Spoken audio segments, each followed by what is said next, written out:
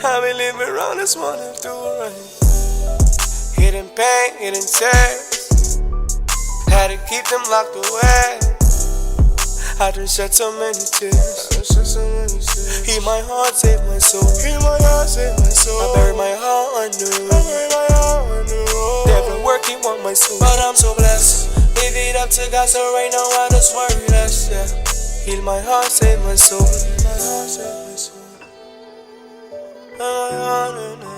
Kato, you way too dumb, kid. The pain from my past.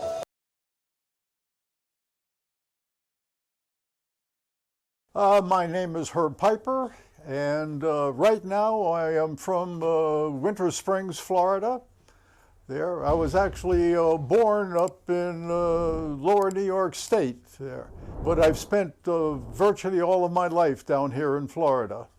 Tell me what it was like growing up. It was a little bit rough growing up. I was an unwanted child, born at the near the end of the Depression. I was treated as such. I spent my first 2.5 years alone in a crib there until I learned to climb out. I didn't get much as a kid. It was a couple of my teachers that managed to get me into college there, and I did pretty well in college. After I graduated from college, I came back down to Florida where I had been as a kid, did some more studies here, and then my department chairman at the University of Florida got me a job down at the Patrick Air Force Base working on the missile range there. And so I spent my whole career working on the missile range. What was it like? It was very exciting for the first few years there, the first 20 years or so. It was very exciting. We used to go out on the beach and cheer the missiles on because back then you didn't really know if they were going to make it or not. And there were a number of them that didn't make it. The work was very exciting because we were fighting the Russians, honor of being the first to the moon there. So we had a lot of fun and a lot of stress, work on the missile program. One of the things that happened there is our manager for a number of years was Ray Godfrey, and he was kind of a Simon Legree to begin with. And all the engineers were fighting for their jobs because we were short on manpower in the shops. We were short on getting equipment to do what we wanted on the range. Meanwhile, we kept slipping on our jobs there because of that, and the Air Force was leaning on him and threatening the contract because we were not meeting all of our requirement dates. And so he instituted this thing. He said, I want each engineer to submit every Friday what they planned on doing the next week. And then the next week, I want a report on what they did to meet those things that they said they were going to do. Well, almost all of the engineers back then were electrical engineers who were trained to do exactly as they were told. I was a physicist among them, trained to think alternatives. So what I did is for what I planned on doing the next week, I submitted what I had actually done this week. So the next week when I had to report on what I had accomplished everything I had predicted, and then I predicted what I was going to do the next week, which I had already accomplished this week. So I got great reviews, I got nice raises, while the engineering manager was calling engineer after engineer into his office and chewing them out for not meeting their dates. So that was one of the interesting things that I did on the range. Tell me about your family. I married a girl who had been brought up in the sticks of Maine. there. She actually beat me out on a couple of things. I was bragging about when I was a kid, our telephone number was 2 digits. Our phone number was 70 there. But she beat me out because up there in the sticks of Maine, her telephone was one of these crank telephones on the wall there. So, and there were 12 parties on the line. So anytime she made a telephone call, she could hear people clicking in and out, listening to the telephone call there.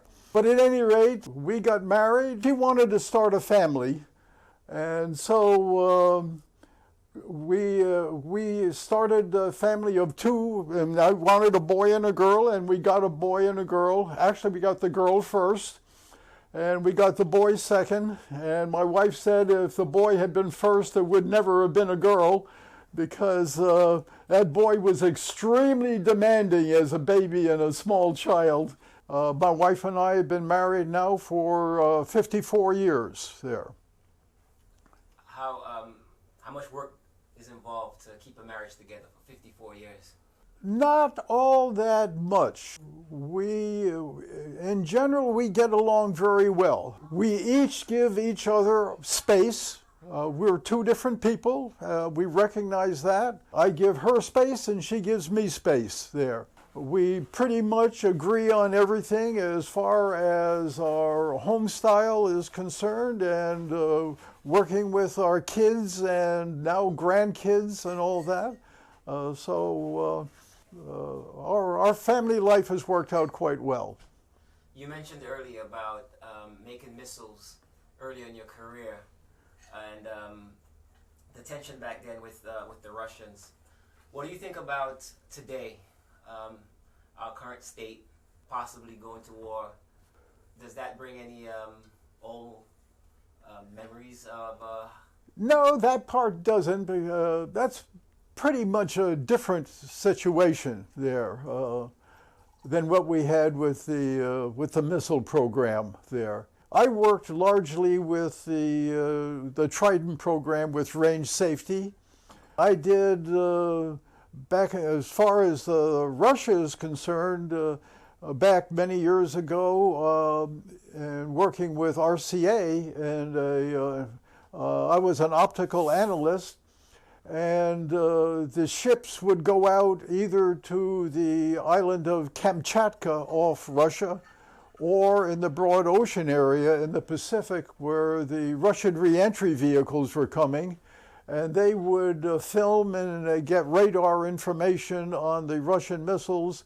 And I would work reducing the data, optical data, and also the radar data, and write a history of reentry vehicles there, Russia. One of the interesting things is there was one particular Russian reentry vehicle that came in, and I did the analysis on it, and then a couple of the other people in the office did an analysis on it, and we turned it in. The CIA, from what our analysis of the reentry vehicle, determined what the megatonnage of the hydrogen weapon would be. And that went all the way up to President Lyndon Johnson, who apparently was absolutely furious when he got that, because the megatonnage was much larger than the Russians had assured him was their limit there, as far as the tonnage was concerned. And so I was feeling real good about my work going all the way up to the President of the United States. So how do you think about our space program today? How do you think about like what Elon Musk is doing, sending rockets? Oh, well, that's pretty exciting stuff. And he's got one missile now that he is getting ready to launch that's 394 feet tall, and has about 36 engines on the back of it there. Now, when we did the Apollo program, our missile there, the Saturn V, had 5 engines on the main thing, but they were extremely powerful engines. His engines aren't quite so powerful, but he makes up for it by having a large number of them there. Tell me about the technology back then that was used to send a rocket to the... Well, one of the things that was very interesting was that when I walked into the telemetry site down on the island of Antigua, they had a rack there, and there was a 3 1/4 inch a panel in the rack, the series of them, and each one was an operational amplifier there. Now you get hundreds of them on a chip. A big difference. Yeah. So what else? What did you do after you retired with the government? Well, I had been doing shooting work with models there on my own, but some years ago I got interested in the history of the area, and I wound up writing a book there. The book is called Central Florida Historical Cornucopia by Herb Piper. It's available on Amazon.com, and it has a bunch of stories written about basically the Central Florida area. The book is constructed a little bit differently from normal history books. And I wrote it as a history book for people who hate history books there. It's instead of taking a general topic about an area or something and writing the history of each area, I wrote the whole thing in linear form by date throughout there. So even the index there is not referenced to page number. The reference is by date there. So if you look up a topic there, you could go right to the date there in the book there. Now that would mean that, for instance, if I were ever to change the book, write a second edition or something, I wouldn't have to do all the changes in the index and all that, because that would remain the same there. Let's go back to when I started. Yes. As a teenager, I had a Kodak Brownie camera there, and you look down in the entry there, and it showed what your picture would be, and you could compose your picture. You had a little lever, and you'd click that, and you'd hear click there when it took the picture, and then you had a little crank on it, and you'd crank onto the next frame there and take another picture, and when you finished, it would crank out, and you would wet the tape, seal the thing, and turn the roll on in for processing, and some days later you'd get back these little pictures that you had taken there. Now, my camera, now that I have, the manual on it is 500 pages long there. What a difference it makes there. Now, I only took a few pictures back in those days, and it was basically of my father and friends and things like that. Then I went to college and all that, and when I quit college and started working down at Patrick Air Force Base, I was in optics engineering. And everybody in the office was talking photography. And I decided that if I was going to talk to anybody, I'd better learn something about photography. So I bought this little Argus C3 camera, and back in those days, my first film was Kodak 25. It had an ISO of 25 there. Later on, I moved up to Kodak Kodachrome 64. It had an ISO of 64 there. And finally, there, I got a camera that I bought off one of the other guys who had bought it over in Europe there.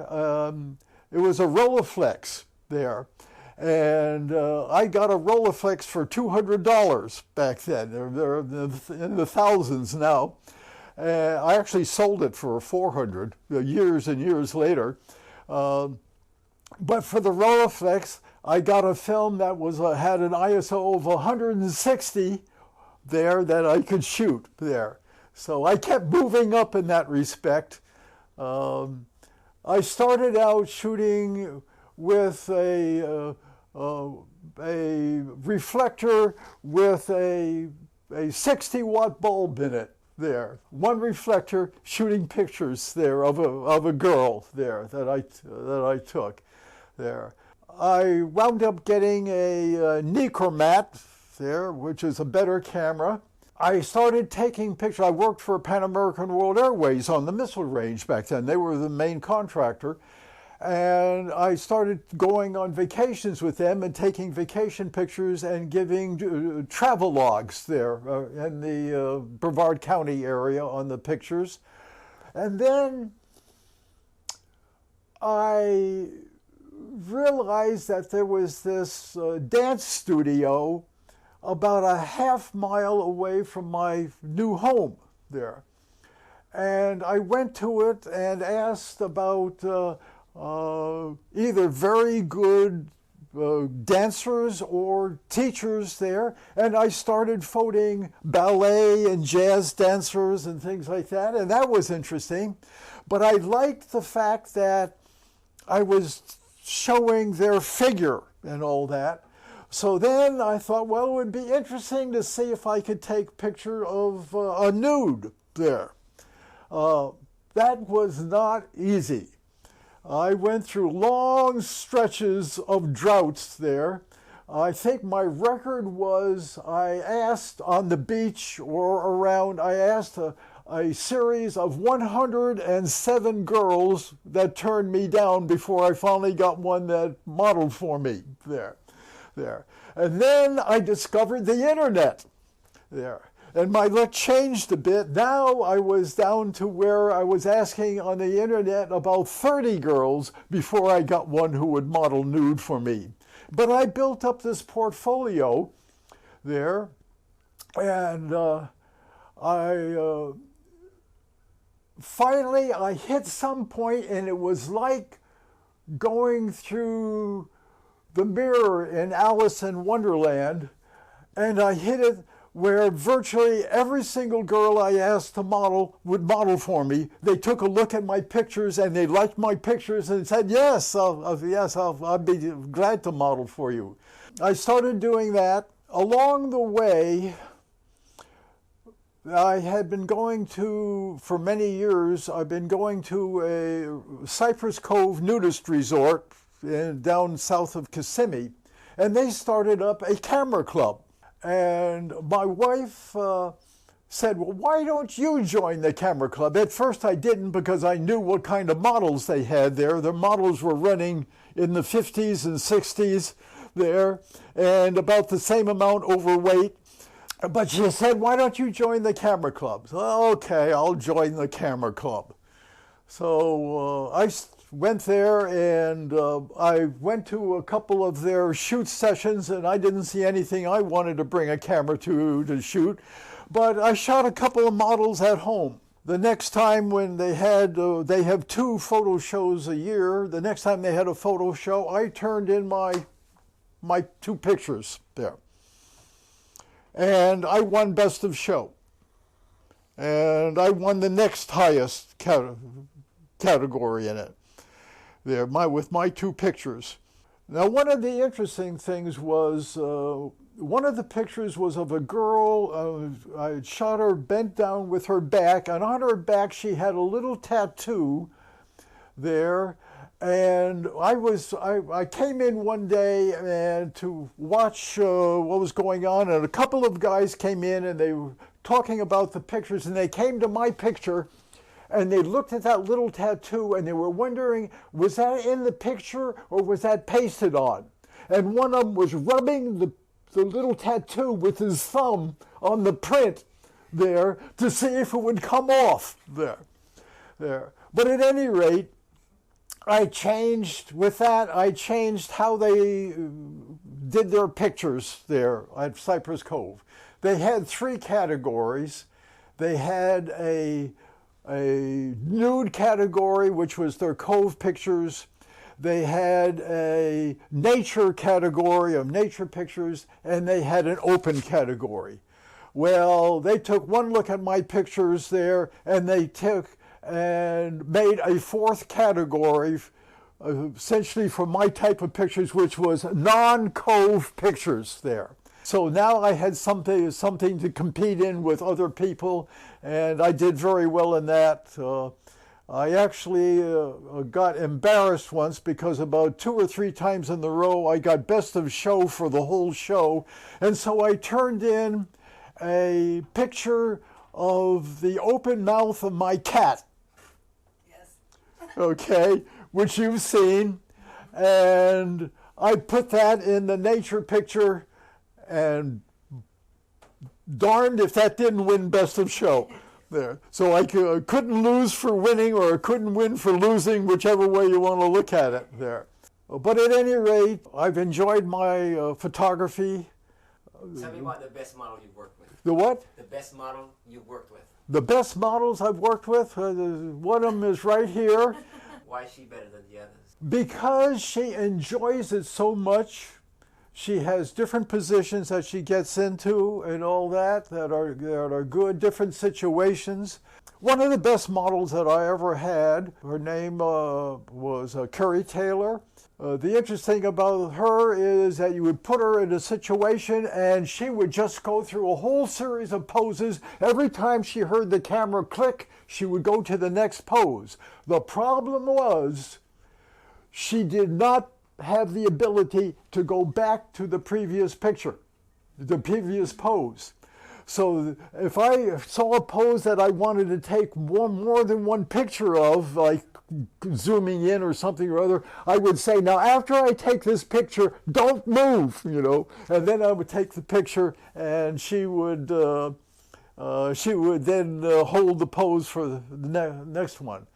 I've had others that basically had one pose. I've had others that basically had one look. They had, or whatever, there, and it never changed. I've had others who would not smile because they had bad teeth and would not open their mouth to smile.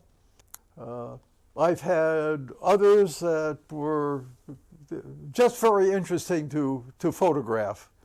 What type of models did you not like working with? Bossy ones. There haven't been many models that I can think of that I didn't enjoy working with. I've had some, though, that here is what I want to do type of thing, rather than follow what setups that I had for the model there. What kind of advice would you give someone who'd like to get involved in your in your line of work? And so photographer? Yes. Boy, that's a hard one. The only thing I can say is be very critical of yourself there. Take a look at every picture you take and think to yourself, how good is this picture? What could I have done to make the picture better? That's the basic thing there. Take a number of pictures in a number of different situations and always evaluate your work. And what advice would you have for models? For models is do what you like to do there. As far as modeling is concerned, know your limits there, whether or not it's a non-nude or implied nude or artistic nude or erotic nude. I never ask a model to do anything that she's uncomfortable doing. If I'm talking about something and she's not comfortable, I say, well, let's go on to something else there. I don't want any model to feel uncomfortable. Did you ever find yourself attractive to the models? Do I find myself attracted to the model? Well, let's put it this way. When I got married and I was getting ready to take pictures of a nude model, and I was looking through stuff to prepare myself for it, my wife was very concerned. Why am I wanting to take pictures of a nude model, type of thing. And then the model came in, and my wife was right there as my helper, so to speak, there. And she saw how hard I was concentrating on trying to get a good photograph, that she changed her attitude entirely and was there to help me do anything I wanted to do there. And now for a number of years, she stayed right there when I was taking pictures because we were concerned about a model saying that I was trying to do something inappropriate with her. But things have gotten so this past few years, why she's just in the other room in case I need her for something. To spin a model around on a seat or something or other. I have a cathedral ceiling and I hang stuff, and so I've got a number of things, and the model can rotate there because I've got a rotator at the top there. So, but at any rate, I'm concentrating so hard on it, I don't have the time to be attracted to the model, so to speak. But I am looking for the best possible picture all that time, yes. So in closing, what message would you like to give to people out there who love photography, who wants to be a model, and to anyone who just love cameras? Just a general shooter you're talking about? Well, the best advice I could give would be to to get a few girls to shoot clothed there.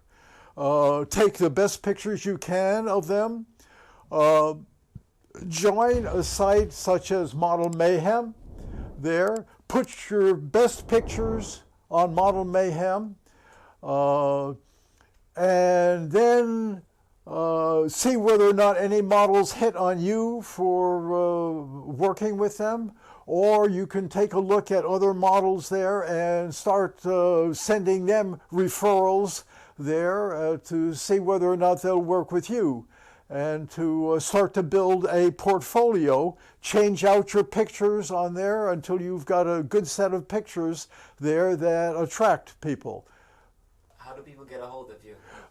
Most of them get a hold of me on Model Mayhem there. They just send a personal message to me. I've got one sitting on there right now about a model, a traveling model who will be in the area late March and April there, and asking whether or not I'd be interested in photographing her.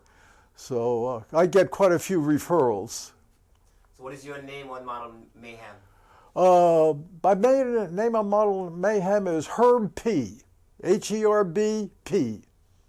All right. Well, thank you. Yeah. So, anything else? That's it. Thank you. Okay. You can turn that off.